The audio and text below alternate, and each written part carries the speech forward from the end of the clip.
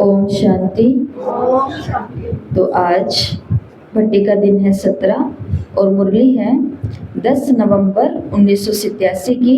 शुभ चिंतक मणि बन विश्व को चिंताओं से मुक्त करो। शुभ चिंतक मणि बन विश्व को चिंताओं से मुक्त करो। तो बाबा आज रत्नाकर बाग की मणियां विश्व में अपनी शुभ चिंतक किरणों से प्रकाश कर रही है, ऐसा बाप दादा अपने शुभ चिंतक मणियों को देख रहे थे। तो बाबा कौन है? रत्नाकर बाप। और हम सब आत्माएं कौन है?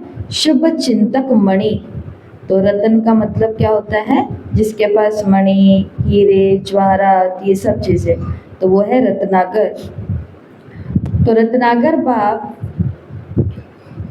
की मणियां विश्व में अपने शुभ चिंतक की किरणों से प्रकाश कर रही है, क्योंकि आज की इस आर्टिफिशियल चमक वाले विश्व में सर्व आत्माएं चिंतामणि है। आर्टिफिशियल चमक वाली इस दुनिया में सारी आत्माएं चिंतामणि हैं। ऐसे अल्पकाल की चमकने वाली चिंतामणियों को आप शुभ चिंतक मणियां अपने शुभ चिंतन की शक्ति द्वारा परिवर्तन कर रहे हो। और बाबा ने एग्जाम्पल दिया, जैसे सूर्य की किरणें दूर दूर तक जाती तो अंधकार मिटाती है, ऐसे आप शुभ चिंतक मणियों की शुभ संकल्प रूपी चमक कहो या किरणें कहो, विश्व में चारों ओर फैल रही है, जिसको कोई स्पिरिचुअल लाइट कहते हैं। कि कोई स्पिरिचुअल लाइट है जो अपना कार्य गुप्त रूप में कर रही है, लेकिन ये लाइट कहाँ से कार्य कर रही है ये कोई नहीं जानता, पर टचिंग होनी शुरू हो गई है। बाबा ने कहा फिर ढूंढते ढूंढते पहुंच ही जाएंगे। तो सभी शुभ चिंतक मणियां तो हैं, लेकिन नंबरवार है। तो बाबा ने कहा शुभ चिंतक बनने का मतलब क्या होता है? शुभ चिंतक अर्थात यही सहज रूप से मनसा सेवा है जो चलते फिरते ब्राह्मण आत्मा या अनजान आत्माओं के प्रति हम कर सकते हैं। जो आपको बताया कि एक ठहरा हुआ पानी है, उसमें जैसे ही हमने कंकड़ गिरा तो वहां पर वृत्ति बनी, उससे प्रकंपन हुए। इसी प्रकार से ये मन कि जो तालाब बोलो, ठहरी हुई नदी बोलो, इसके अंदर जैसे हम श्रेष्ठ संकल्प डालते हैं तो उस श्रेष्ठ संकल्प से यहाँ पर भी वृत्ति बनती है। जैसा चिंतन वैसी वृत्ति, और जैसी वृत्ति वैसी सृष्टि, अर्थात वैसे ही वाइब्रेशन फैलने शुरू हो जाते हैं। तो बाबा ने कहा ये मनसा सेवा की बहुत सहज विधि है जो चलते फिरते हम ब्राह्मण आत्मा और अनजान आत्माओं के प्रति भी कर सकते हैं। और इससे क्या होता है? वाइब्रेशन से वायुमंडल बनता है और उससे चिंतामणि आत्मा की वृत्ति को बहुत सहज परिवर्तन कर देंगे। किसी भी आत्मा को, जो आत्मा चिंतामणि है, जिसको बहुत चिंता हो रही है, और उस आत्मा के प्रति हम बार बार ये शुभ चिंतन कर रहे हैं कि भगवान उसकी सब चिंताएं दूर कर रहे हैं, इस आत्मा के सारे हिसाब किताब चुकत हो रहे हैं, आत्मा बिल्कुल निर्मल हो रही है, आत्मा बिल्कुल शांत हो रही है। तो बाबा ने कहा ये हमारी वृत्ति से जो वाइब्रेशन बने, ये या तो वायुमंडल को बदलेंगे या चिंतामणि आत्मा की वृत्ति को बदल देंगे। बाबा ने कहा स्वार्थ भाव होने के कारण, व्यक्तियों में स्वार्थ भाव होने के कारण, वैभवों में अल्पकाल की प्राप्ति होने के कारण थोड़े समय के लिए श्रेष्ठ प्राप्ति का अनुभव तो करते हैं, लेकिन थोड़े समय के बाद क्या होता है कि फिर से वो प्राप्ति चिंता में बदल जाती है। ध्यान से सुनना, बाबा ने क्या कहा? वैभव व व्यक्ति चिंता मिटाने वाले नहीं, लेकिन वैभव और व्यक्ति चिंता मिटाने वाले नहीं, लेकिन जैसे जैसे हमारे जीवन में व्यक्ति आते गए, पहले हम एक ही थे, फिर हमें पता चला ये भी हैं, ये भी हैं, ये भी हैं, तो जैसे जैसे व्यक्ति बढ़े, माना मित्र, संबंधी या संबंध संपर्क वाले, अड़ोसी पड़ोसी जो भी हैं, तो वैसे वैसे चिंताएं कम हुई कि बढ़ी? क्या कहेंगे सभी? बढ़ी है। और जैसे जैसे वैभव बढ़े इस संसार में, वैसे वैसे चिंताएं बढ़ी या कम हुई? बढ़ी है। पहले वैभव नहीं थे, पहले खाना पकाना भी कैसे होता था? चूल्हे पर, ठीक है। खाना खाना भी कैसा होता था? जमीन पर। बर्तन मांजना भी कैसा होता था? मिट्टी से दूर कहीं बैठ करके नीचे बैठ के करोएगा। उसी प्रकार से सोना होता था, नींद लेना होता था तो वो कैसा होता था? नीचे बिस्तर, खुला आसमान, चारपाई गद्दे जो भी हैं उन पर। कूलर, एसी, पंखे कुछ होते थे? तारों को देखते देखते नींद आ जाती थी, ऊपर देखते देखते। या कोई एक पंखा होता था, उसमें सारी फौज एक साथ ही सो रही होती थी। याद आ रहा है ना वो जमाना? हमारे भी नानी दादी का जमाना, आप लोगों का जमाना। जो पढ़ाई कैसे होती थी? लालटेन से होती थी। और जितने बड़े झोले आज स्कूल में हम बच्चे लेकर के जाते देखते हैं, ऐसा झोला आप लोग लेके गए कभी? बैग, बस्ता कितना होता था? वो बस एक ही बस्ता ऐसे टांगने वाला होता था, घर पे सिला हुआ। ठीक है। उसी प्रकार से ऐसी तो बहुत सारी बातें हैं, चाहे हम कपड़े की बात करें, ये तो घरेलू बातें हो गई। कमाई की बातें करें तो वो भी अलग होती थी। बच्चा आगे क्या करेगा ये किसी को सोचना नहीं पड़ता था। थोड़ा सा 9, 10, 11, 12 साल का हुआ या इससे भी छोटा, थोड़ा सा बड़ा हुआ तो वो पिताजी के साथ में अपनी दुकान या गल्ला या जो भी काम करते हैं वहाँ पर बैठना जाना शुरू कर देता था। तो घर में रहने वाले कम वैभवों के थे, कमाने वाले भी कम वैभवों को ला रहे थे। आगे जो अपना भविष्य पढ़ाई से बना रहे थे उनको भी वैभवों का कुछ नहीं था। अभी हमको एक प्रिंसिपल मिले और उन्होंने क्या बोला कि मेरी पहली सैलरी कितनी थी? 18 रुपए सरकारी। पहली सैलरी कितनी थी? 18 रुपए। और आज सैलरी कितनी होती है गवर्नमेंट टीचर प्रिंसिपल की? 2 लाख, लाखों में है। और तब कितनी थी? 18 रुपए। बाबा ने कहा कि जैसे जैसे वैभव और व्यक्ति चिंता मिटाने वाले नहीं, चिंता उत्पन्न कराने के निमित्त बन जाते। आज विश्व को शुभ चिंतक आत्माओं की आवश्यकता। अब देखो, व्यक्तियों को हम कहीं नहीं कर सकते, जो हैं वो हैं।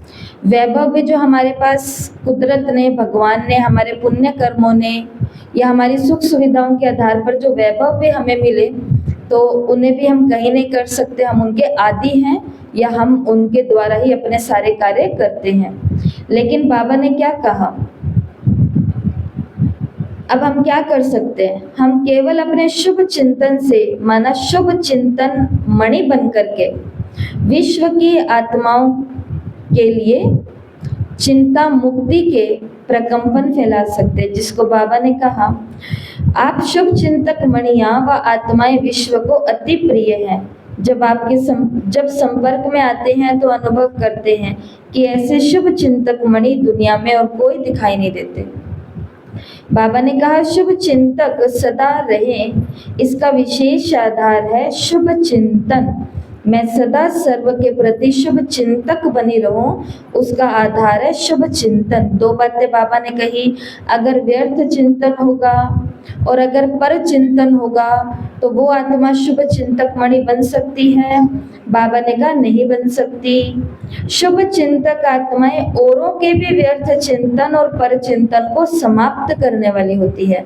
जो आत्मा खुद ही व्यर्थ चिंतन कर रही है, पर चिंतन कर रही है, तो बाबा ने कहा वो औरों की चिंताओं को और व्यर्थ चिंतन और पर चिंतन को कैसे समाप्त करेगी? शुभ चिंतक आत्मा तो सभी ज्ञान रत्नों से भरपूर होती है, तो सारे दिन में ज्यादा समय संपन्नता के नशे में रहता है। इसलिए शुभ चिंतक स्वरूप द्वारा दूसरों के प्रति देता जाता है, भरता जाता है। बाबा ने कहा व्यर्थ चिंतन और पर चिंतन करने वाला खाली होने के कारण खुद को कमजोर अनुभव करेगा। तो शुभ चिंतन वाला अपने सर्व ज्ञान रत्नों के खजानों को भरता जाएगा, और पर चिंतन और व्यर्थ चिंतन वाला खाली होने के कारण कमजोर अनुभव करेगा। जैसे पहले के जमाने में कोई भी लोग किसी का भी पानी नहीं पीते थे। मतलब आप किसी के घर गए हैं और आप 2 लोग, घर का जो व्यक्ति है और आप है, आप दोनों बातें करने बैठे ही हैं। इतने में घर के किसी बच्चे ने पानी ला करके रख दिया, पर 5, 10, 15 मिनट के बाद देखा कि पानी तो पिया ही नहीं है, और जो आया है उसको पानी पीना है, तो वो क्या कर देते थे घर वाले, उस पानी को लेके जाते थे, दूसरा पानी लेके आते थे। कारण क्योंकि उसमें क्या चली गई, सारी बातें चली गई। तो ऐसा पहले के लोग ध्यान रखते थे। पहले के लोग अपना पानी भी अपने अपने साथ रखते थे। कारण क्या था इन सब चीज़ों का, कि उसके अंदर व्यर्थ चिंतन है, उसके अंदर पर चिंतन डला हुआ है। और कहते थे कि घड़े भी सूख जाते हैं, मतलब तत्वों के ऊपर भी हमारे चिंतन का ऐसा प्रभाव पड़ता है, माना खाली कर देता है, कमज़ोर कर देता है। फिर वो औरों को देने के पात्र नहीं बन सकता। कौन कौन औरों को देने का पात्र नहीं बन सकता? जो व्यर्थ चिंतन करता है और जो पर चिंतन करता है। वैसे तो देखो अब हम बाबा के बच्चे बन गए। ये व्यर्थ चिंतन करना और पर चिंतन करना ये हम पहले करते थे अनजानेपन में, अनजानेपने में होता था सब चीज़ें। लेकिन अगर भगवान के ज्ञान को समझने, सीखने, जानने और उससे प्राप्तियां करने के बाद भी अगर हमारा टाइम व्यर्थ चिंतन में और पर चिंतन में जाएगा तो कैसा कैसा कैसा जीवन बनेगा हमारा आगे का? खाली होएगा ना। और खाली जीवन कमज़ोर होगा। भगवान मिलने के बाद में भरपूर होना चाहिए और शक्तिशाली होना चाहिए, शक्तिशाली। इसके लिए अगर हम अभी भी कोई पर चिंतन और व्यर्थ चिंतन में है तो उसको बाहर निकालना है। हमने देखा कि कभी कभी सेवा केंद्रों से दीदियाँ और चले जाते हैं और भाई बहनें वहाँ रुक जाते हैं। तो एक बारी मैंने देखा कि ये करते क्या हैं, तो हम उधर सेंटर से ऐसे अंदर से बाहर ऐसे गुजर रहे थे, तो वो क्या कर रहे थे? बातें कर रहे थे। कौन सी बातें? मुरली के कोई 10 पॉइंट सुनाओ, ये बातें, ये वाली बातें, घर की, सेंटर की। वो आगे बैठ गया, वो पीछे बैठ गया, वो आई नहीं, दीदी का ये हो गया, फलाने का ये हो गया, वो बीमार हो गए फिर भी हॉस्पिटल गए नहीं, वो हॉस्पिटल गए फिर भी ठीक हुए नहीं। ऐसी वाली बातें कहाँ? जहाँ अभी अभी पुण्य की कमाई करी वहाँ। तो इसके लिए वैसे ये बातें बाबा को हमें बतानी ना ही पड़े। ब्राह्मणों के लिए ये बातें है ही नहीं, क्योंकि ये तो 7 दिन के कोर्स में ही बता दी गई थी कि ये जो मन है, ये जो मन है ना, ये सबसे शक्तिशाली हथियार है, गिराने के लिए भी और चढ़ने। उतरती कला और चढ़ती कला में कौन लेकर के आया है? ये मन ही तो लेकर के आया है, अर्थात विचार शक्ति। तो आज की इस मुरली से हमें प्रैक्टिकली इस चीज़ को धारण करना है कि मुझे किसी भी प्रकार के व्यर्थ चिंतन और पर चिंतन में नहीं जाना। व्यर्थ चिंतन किसे कहते हैं? व्यर्थ चिंतन जिसका जिससे कोई लेना देना ही नहीं है हमारा, कोई लेना देना नहीं है जिन बातों से हमारा। जिनको सुन लिया तो भी हमारा कोई फायदा नहीं होगा, और जिनको ना सुना तो ऐसा नहीं कि मेरा कोई बहुत बड़ा नुकसान हो जाएगा। क्यों हो, मैंने तो सुना ही नहीं, पता नहीं क्या ही बता रहे थे। पर जानकारी जिज्ञासा है आत्मा में जानकारी होनी जरूरी है। तो फिर उससे क्या होगा? उससे जब चिंतन चलेगा तो शुभ चिंतक मणि बनेंगे, चिंतामणि बनेंगे। जितनी जितनी हम न्यूज़ देखते जाते हैं, जानकारी तो ले रहे हैं ना, वो जानकारी लेने से हमारी चिंताएं कम हुई है कि बढ़ी है? बढ़ी तो है। सारा दिन सोचते रहेंगे, और जो सोचते हैं वो होता है। गीत भी बना हुआ है हमारा, जैसा सोचोगे तुम वैसा बन जाओगे। तो बाबा ने कहा शुभ चिंतक, और जहाँ पर शुभ चिंतन होगा वहाँ चिंता स्वतः ही समाप्त हो जाएगी। शुभ चिंतन तो चिंता समाप्त। बाबा ने कहा वैरायटी प्रकार की आत्माएं संबंध संपर्क में आएगी, तो उन आत्माओं को क्या देना है? हिम्मत के पंख देने हैं। क्योंकि हिम्मत और उमंग उत्साह के पंख चिंता की चिता पर रहने के कारण सबके कमजोर हो चुके हैं। तो शुभ भावना उनों के पंखों में शक्ति भरेगी और वो भी उड़ने लगेंगे, अर्थात आपके सहयोगी बन जाएंगे। कमजोर आत्माएं बाबा के घर आएंगी हम उन्हें हिम्मत के पंख देंगे अर्थात शुभ चिंतक मणि बनेंगे उनके लिए। फिर वो भी उड़ने लगेंगे और उड़ते उड़ते वो भी क्या बन जाएंगे, यज्ञ के हमारे सहयोगी बन जाएंगे। नहीं तो दिल शिकस्त हो गए कि सुखमय संसार बनाना हम आत्माओं की क्या शक्ति है, जो स्वयं को ही नहीं बना सकते वो विश्व को क्या बनाएंगे।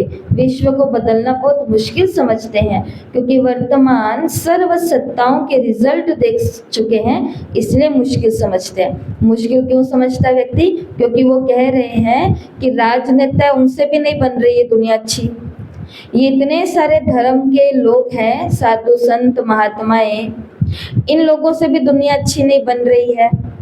जो इतने बड़े बड़े वैज्ञानिक हैं उन्होंने भी ये सब चीजें बनाई है, हम तो और ही दुखी हो गए, इनसे भी दुनिया अच्छी नहीं बनी, तो हम क्या चीज है जो दुनिया को अच्छा बना लेंगे। ऐसा उनके हिम्मत के पंख कटे हुए हैं। और उसी जगह एक छोटी सी ब्रह्मा कुमारी या ब्रह्मा कुमार खड़ा है, वो क्या बोलता है? वो बोलता है मैं बदल दूंगा सबको, मैं दुनिया को क्या बनाऊंगी, स्वर्ग बनाऊंगी, मैं दुनिया को क्या बनाऊंगा, सुखमय संसार बनाऊंगा। ऐसा ही है। तो बाबा ने कहा ऐसी दिल शिकस्त आत्माओं को, ऐसी आत्माएं भी आती हैं, ऐसी दिल शिकस्त आत्माओं को, चिंता की चिता पर बैठी हुई आत्माओं को आपके शुभ चिंतक शक्ति दिल शिकस्त से दिल खुश कर देगी। तो क्या क्या कर देगी? एक तो उनको पंखों में शक्ति भर देगी, उनको उड़ा देगी, उनको सहयोगी बना देगी और उनको चिंता की चिता से उठा करके दिल शिकस्त से दिल खुश बना देगी। बाबा ने कहा जैसे डूबे हुए मनुष्य को तिनके का सहारा भी दिल को खुश कर देता है, हिम्मत में ले आता है, तो आपकी शुभ चिंतक स्थिति उनको सहारा अनुभव कराएगी। जलती हुई आत्माओं को शीतल जल की अनुभूति होगी। ये सारी मुरली किसके ऊपर चल रही है? अच्छा सोचने के ऊपर। अच्छा सोचना, शुभ सोचना, श्रेष्ठ सोचना, कल्याणकारी सोचना, किसी का भला सोचना। सिर्फ सोचना ही है। लोग कहते हैं जब हम किसी को ज्ञान सुनाते हैं ना कि मेडिटेशन में आप लोग क्या करते हो, तो उन्हें ये बोलते हैं हम अच्छे से अच्छा सोचते हैं, जिसको हम स्वमान कहते हैं या अफर्मेशन कहते हैं। तो वो कहते हैं आगे से कई लोग कि केवल सोचने से थोड़ी ना होता है, उसके लिए कुछ करना भी पड़ेगा। पर कुछ करने के लिए पहले सोचना तो पड़ेगा। सोच में ही बैठा हुआ है कि आज कुछ नहीं करना, तो फिर प्रैक्टिकल में कुछ कैसे करेंगे? तो पहले तो सोचना पड़ेगा कि मैं एक शक्तिशाली आत्मा हूँ, मैं इस पहाड़ को भी हिला सकती हूँ, पहाड़ को भी राई और राई को भी रुई। वो बाबा बना नहीं, पहाड़ को राई, राई को पहाड़ नहीं करना तभी उनको भी हंसी आ गई। तो हमें क्या करना है? कौन सी राई को भी पहाड़ करना है। एक ही शक्ति में दो शक्ति है, विस्तार को संकीर्ण करना और संकीर्ण को विस्तार करना। जो अच्छी चीजें हैं उनकी महिमा करना, उनके बारे में बताना। जैसे जो विनाश कर रही है राई है, ये राई है, उसका पहाड़ बना दो। सतयुग भी आएगा, विनाश होएगा, तो ऐसे विनाश नहीं। खाली विनाश नहीं होगा, विनाश से पहले भी बहुत कुछ होगा, विनाश के दौरान भी बहुत कुछ होगा, और विनाश के बाद क्या होगा ये तो किसी को पता ही नहीं है, तो वो भी हमें बताना। तो इसको कहते हैं राई को पहाड़ बना देना। हाँ,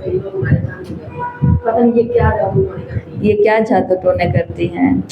सही बात है। तभी तो हम सबको कहते हैं, मैंने कहा देख लो अभी तो आपको समझ में नहीं आ रहा आत्मा। कल को मर गए ना हम, तो सारी सभा इकट्ठी होगी 400-500 लोगों की, और वो आपकी आत्मा को शांति देने आएगी, जो आत्मा आपको जीते जी समझ नहीं आई। और सारे लोग आत्मा के लिए आके बैठेंगे, चलो भाई उस आत्मा को शांति का दान देने चलते हैं। भगवान इस आत्मा को शांति देना। और जब अगर हम पूरे जीवन ही खुद को आत्मा समझ के चलें, तो उन 400 लोगों पर डिपेंड होना पड़ेगा क्या? जो खुद ही पूरा दिन अशांत रहते हैं, वो इकट्ठे होकर के हमको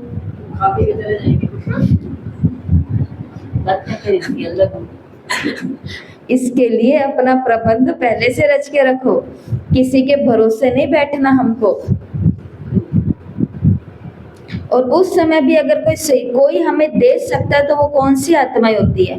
ये बाबा के बच्चे जो शुभ चिंतक मणियां हैं, वही आएंगी और वही आकर के सच में उस आत्मा को कुछ दे करके जाएंगी। बाकी तो जैसा अपना कहा वही काम होएगा। तो बाबा ने आज हमको क्या शिक्षा दी है? बाबा आज हमको ये समझा रहे हैं कि आपका शुभ चिंतन प्रकंपन पैदा करते हैं और उस प्रकंपन का प्रभाव सर्व वैरायटी आत्माओं के ऊपर पड़ता है। और देखो दुनिया में किस किस वैरायटी की आत्माएं हैं। किसी को गुस्सा ज्यादा आता है, किसी के अंदर लोभ ज्यादा है, किसी के अंदर अंधश्रद्धा ज्यादा है, किसी के अंदर अहंकार ज्यादा है, किसी के अंदर अपने नॉलेज का घमंड ज्यादा है, किसी को पढ़ाई का है, किसी को पोजीशन का है, किसी को जाति पाति का है, किसी को अपनी बोली का है, तो किसी को अपने पहनावे का है, बैच का भी हो सकता है, कुछ भी हो सकता है। तो सबको अपना अपना कोई ना कोई है।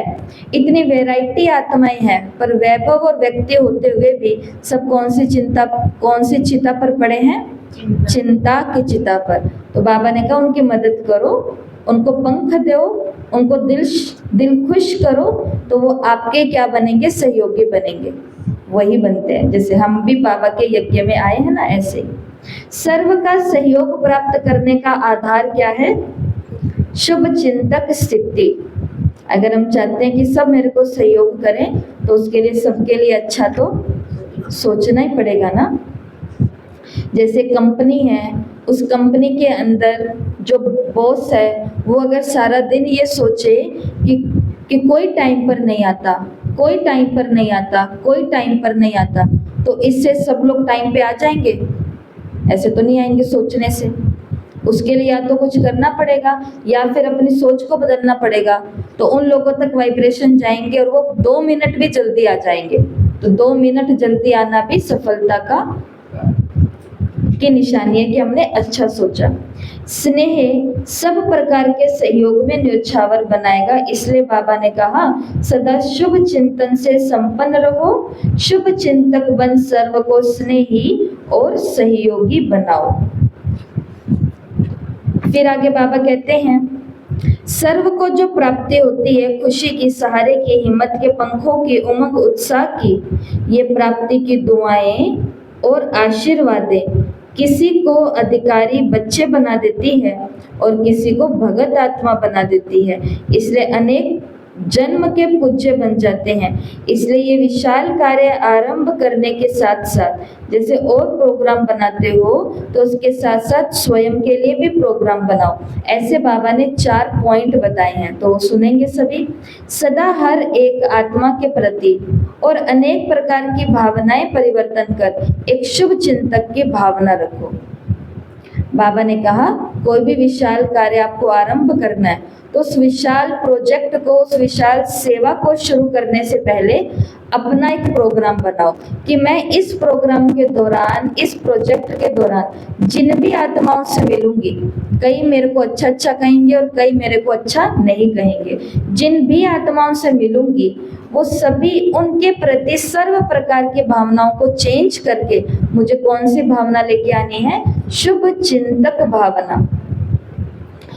जैसे हम कहीं जाते हैं तो किसी से पूछते हैं कि वहां हमें जाना है, तो वो पहले बोल देते हैं कि वहां मत जाना, वो बिल्कुल नहीं सुनने वाले आपका, उनको तो बिल्कुल नहीं पसंद है।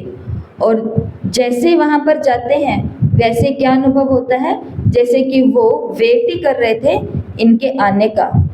कारण क्या है कि पहले निकलने से पहले, प्रोग्राम बनने से पहले उन आत्माओं के लिए शुभ चिंतन किया गया, बाकी सभी भावनाओं को समेट करके। ये पहला काम करना है। दूसरा कार्य क्या करना है? सर्व को स्वयं से आगे बढ़ाने, आगे रखने का श्रेष्ठ सहयोग सदा देते रहेंगे कि मैं ये जो बड़ा प्रोग्राम करने जा रहा हूँ उसमें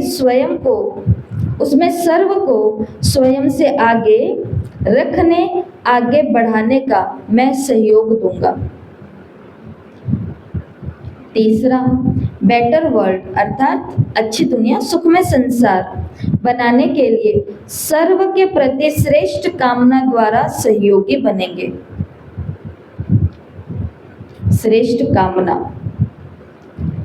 और लास्ट और चौथा क्या प्रोग्रामिंग करनी है पहले खुद की, सदा व्यर्थ चिंतन पर चिंतन को समाप्त कर बीती को बीती बिंदी लगाए और स्नेह की भावना, श्रेष्ठ कामना, समर्थ बनाने की भावना की किरणों की रोशनी देते रहेंगे। जैसे कि मानो कि आपको कहा गया कि कल ये करना है अपन को, और पहले जैसे कि अपनों ने माना मधुबन जाना है, ठीक है, कल हमें मधुबन जाना है। जैसे सुना कल मधुबन जाना है तो सबसे पहले क्या संकल्प आएगा,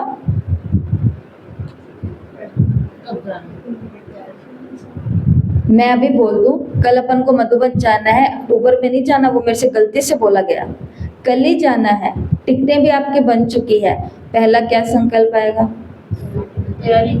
तैयारी तो हमारी कुछ हुई नहीं हुई, ऐसे कैसे आपने आज बताया कि कल ही जाना है, तो कौन सा चिंतन चला, जबकि अभी पढ़े हैं, आज के पूरे सारे घंटे पड़े हैं, कल के पूरे सारे घंटे पड़े हैं, और हमको कौन से कपड़े डालने ये सबको पता है। मधुबन की तैयारी कैसे होती है, कपड़े कौन से, वही सादे और सिंपल कपड़े डालने जो पहले से हमने पैक करके रखे हुए होते हैं अपने। तैयारी कोई घंटे नहीं होते,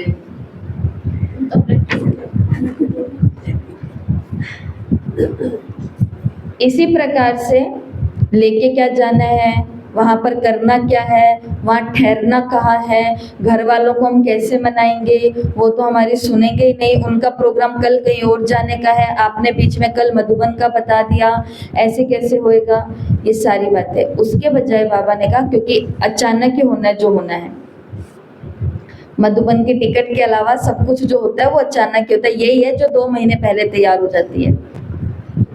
उसकी जगह क्या करना है, पहले अच्छा ही सोचो, पहले क्या सोचो, अच्छा सोचो, हो जाएगा, कोई बात नहीं। फिर उसके लिए क्या बनाना है, बाबा ने कहा स्वयं का प्रोग्राम बनाना है कि जो मेरे को रोकेंगे वो नहीं रोकेंगे, क्यों, क्योंकि वो भी किसके बच्चे हैं, वो भी बाबा के बच्चे हैं, दोनों का प्रोग्राम सेट रहेगा।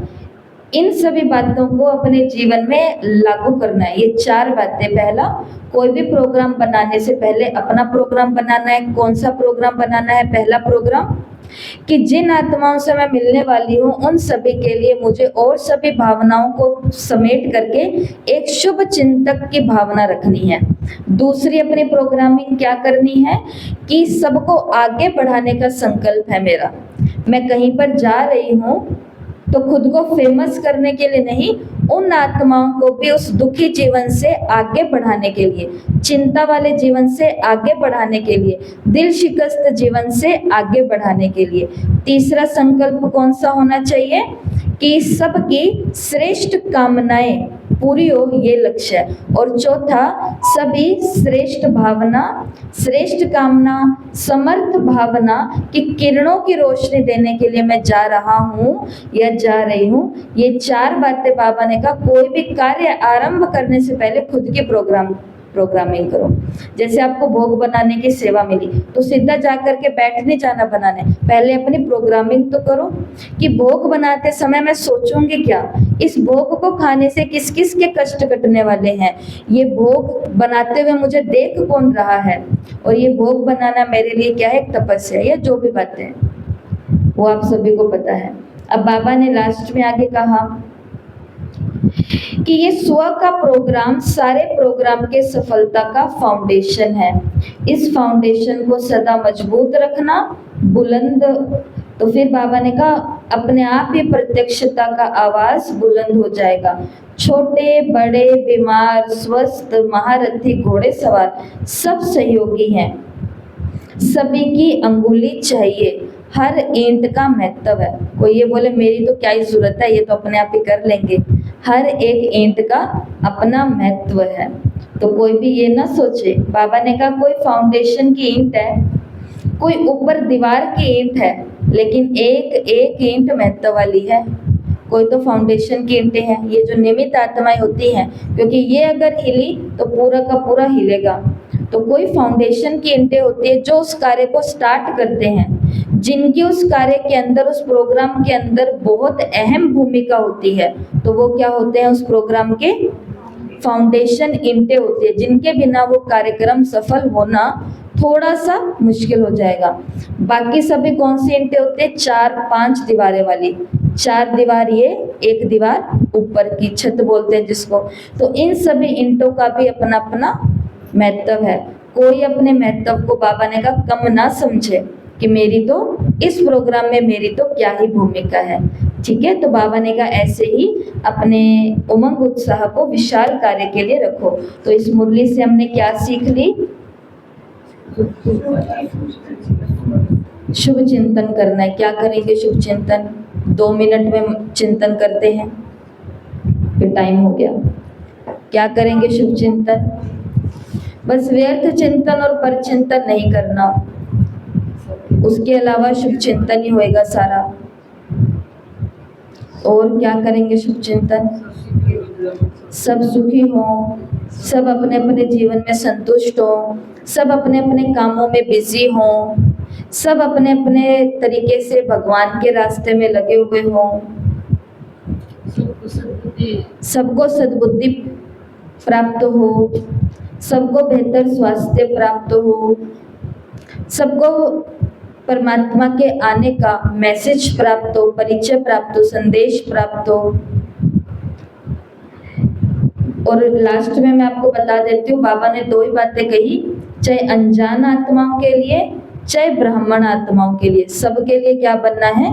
शुभ चिंतक मणि बनना है। ये मत सोचना कि चिंता केवल या व्यर्थ में केवल या परचिंतन में केवल बाहर वाले हैं, इधर वाले भी कम, ये आगे हैं थोड़े। वो व्यर्थ करेंगे किसका? उधर की आत्माओं का ही। ये वाले व्यर्थ करेंगे किसका? पुण्य और महान आत्माओं का। तो परसेंटेज तो बढ़ गए ना। इसके लिए क्या बनना है? शुभ चिंतक मणि। तो आज पूरा दिन जितना अच्छा सोच सकते हो सबके लिए उतना अच्छा सोचना है। ओम शांति। होमवर्क सभी को पता है क्या करना है? जो आप रोज भेज रहे हो 20 पॉइंट तैयार करके ग्रुप में भेजने हैं। ओम शांति।